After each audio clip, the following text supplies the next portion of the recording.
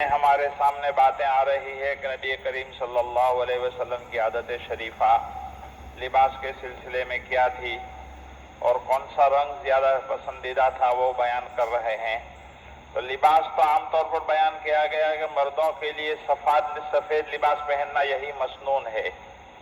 البتہ بعض وہ رنگ جو عورتوں کے ساتھ مخصوص نہیں ہے، اگر مرد پہن لیتا ہے تو اس کے پہننے کی گنجائش ہے، جیسے نبی کریم صلی اللہ علیہ وسلم سے ثابت ہے۔ آج مسلم شریف کی ایک روایت تلاوت کر رہے ہیں ہم، جس میں نبی کریم صلی اللہ علیہ وسلم کے عمامہ اس کا رنگ بیان کیا جا رہا ہے۔ عمامہ یعنی سر کے اوپر ٹوپی کے اوپر ٹوپی یہ مسنون عمل ہے۔ نبی کریم صلی اللہ علیہ وسلم ہمیشہ عمامہ کے نیچے ٹوپی رکھتے تھے، تو ٹوپی کے اوپر جو عمامہ پہنا جاتا ہے اس کے متعلق بیان کیا جا رہا ہے کہ وہ نبی کریم صلی اللہ علیہ وسلم کون سے رنگ کا پہنتے تھے۔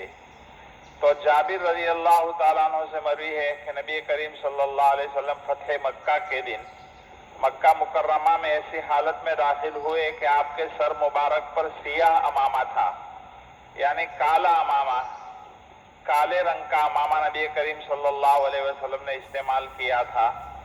فتح مکہ کے دن مکہ جب فتح ہوا، آپ صلی اللہ علیہ وسلم مدینہ منورہ سے صحابہ کرام کے ساتھ مکہ مکرمہ تشریف لائے، تو حضرت جابر رضی اللہ تعالیٰ عنہ فرماتے ہیں کہ آپ صلی اللہ علیہ وسلم کے سر مبارک کے اوپر کالا عمامہ تھا۔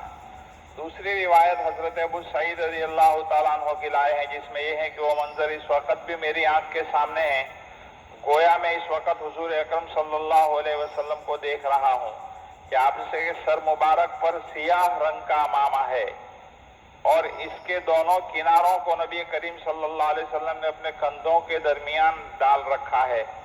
عمامہ کے کنارے بھی ہوتے ہیں تو اس کو نبی کریم صلی اللہ علیہ وسلم نے کندھوں کے درمیان ڈال رکھا ہے۔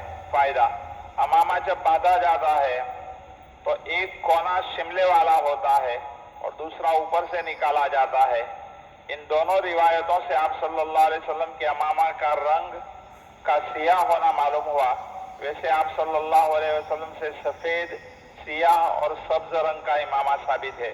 احادیث کے مجموعے کے دیکھنے سے پتہ چلتا ہے کہ نبی کریم صلی اللہ علیہ وسلم گاہے بگاہے سفید رنگ کا بھی استعمال فرماتے تھے، سیاہ بھی استعمال فرماتے تھے، جیسا ان دو روایتوں سے پتہ چلا، اور بعض روایتوں میں سبز رنگ کا بھی استعمال کرنا ثابت ہے۔ بہرحال ان رنگوں میں سے جو رنگ بھی استعمال کیا جائے گا وہ مسنون سمجھا جائے گا۔ بہرحال یہ پتہ چلا کہ عمامہ یہ بھی مستقل سنت ہے نبی کریم صلی اللہ علیہ وسلم کی۔ بعض اللہ والے بزرگان دین جو ہوتے ہیں وہ مستقل عمامہ کو استعمال فرماتے ہیں، سروں کے اوپر عمامہ رکھتے ہیں۔ اللہ تعالی ہم کو نبی کریم صلی اللہ علیہ وسلم کی سنتوں کی پیروی کرنے کی توفیق نصیب فرمائے۔ مجھے اس وقت یاد پڑتا ہے کہ ہمارے والد مرحوم حضرت صوفی صاحب رحمۃ اللہ علیہ عمرہ کے لیے ارادہ کیے ہوئے تھے اور مدینہ منورہ جانا چاہتے تھے انڈیا سے۔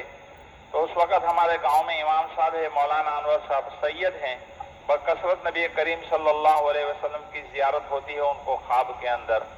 تو جس روز نکل رہے تھے دوپہر میں، اس روز صبح میں جلدی مولانا انور صاحب آئے ہمارے والد صاحب کے پاس، کہا کہ آپ کا تو انتظار ہو رہا ہے۔ کہاں انتظار ہو رہا ہے؟ کہا نبی کریم صلی اللہ علیہ وسلم کی خواب میں زیارت ہوئی، آپ نے فرمایا کہ صوفی صاحب کا انتظار ہو رہا ہے، ان کو کہو کہ امامہ باندھ کر آئیں۔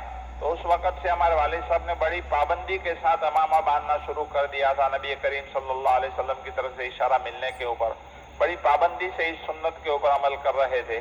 بہرحال نبی کریم صلی اللہ علیہ وسلم کی جو سنتیں ہمارے سامنے آ رہی ہیں، ان سنتوں کو اپنے حد تک جتنا بھی ہو سکے زیادہ سے زیادہ استعمال کرنے کی اور اس کے مطابق اپنا لباس بنانے کی توفیق اللہ پاک ہمیں نصیب فرمائے۔ آمین۔ درود شریف۔ سبحان اللہ۔